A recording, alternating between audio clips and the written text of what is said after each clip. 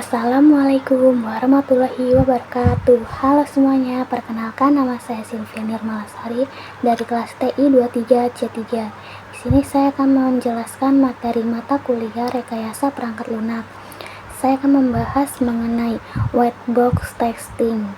White box testing adalah metode pengujian perangkat lunak yang berfokus pada pengujian bagian internal atau struktur kode dari suatu aplikasi. Pengujian ini dilakukan dengan memahami dan menganalisis logika, alur, dan struktur kode sumber source kode dari program yang diuji. Karakteristik white box testing. 1. Berbasis kode. Pengujian dilakukan dengan memahami kode program untuk memverifikasi apakah setiap bagian telah diuji. 2. Akses internal. Penguji memerlukan akses ke kode sumber program. 3. Pengujian logika. Menguji struktur logika internal seperti percabangan, loop, dan alur data. 4. Melibatkan pengembangan. Biasanya dilakukan oleh pengembang perangkat lunak atau tester yang memahami coding. Tujuan white box testing. 1. Memastikan kode berjalan sesuai logika, mendeteksi bug atau kesalahan pada kode program. 2.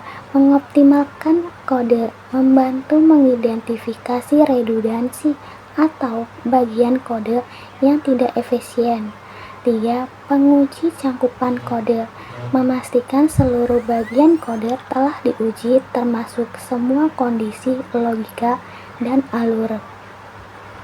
Proses white box testing. 1. Memahami kode sumber. Penguji harus membaca dan memahami kode program untuk mengetahui bagaimana logika, kondisi, dan alur program dirancang. 2. Membuat kasus uji. Mengidentifikasi semua jalur eksekusi program, menentukan input untuk menguji berbagai kondisi dan cabang logika. 3. Mengukur cakupan. Menggunakan teknik seperti kode coverage untuk memastikan semua bagian kode telah diuji. 4. Melakukan pengujian. Menjalankan pengujian dengan berbagai skenario dan memverifikasi hasilnya. Teknik dalam white box testing. 1. Pengujian jalur. Part testing, mengidentifikasi dan menguji semua kemungkinan jalur eksekusi dalam program. 2. Pengujian kondisi, condition testing, menguji semua kondisi logika dalam menyatakan keputusan if, switch, dan lain-lain. 3. Pengujian loop testing, mengevaluasi performa loop, for, while, dan lain-lain untuk memastikan eksekusi yang benar dalam berbagai skenario. 4.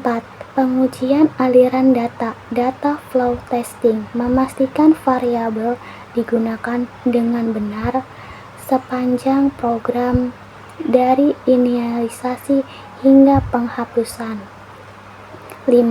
Kode coverage. Statement coverage menguji apakah semua pernyataan dalam kode telah dijalankan. Branch coverage memastikan setiap cabang logika if atau else telah diuji. Deviation coverage memastikan setiap keputusan logis menghasilkan semua kemungkinan output. Keuntungan white box testing. 1.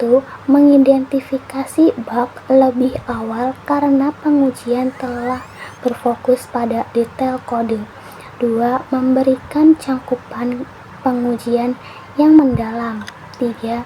Membantu memperbaiki efisiensi kode program. Kekurangan white box texting. 1. Membutuhkan waktu lebih lama karena penguji harus memahami struktur kode. 2.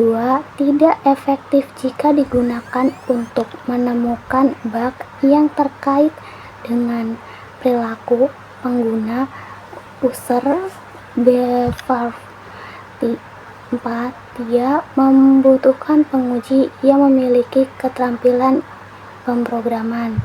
Contoh white box texting, misalkan terdapat fungsi berikut dalam kode Python def hitung garis diskon harga diskon if diskon lebih dari 0 dan diskon kurang dari 100 return harga kali diskon atau 100 else return harga.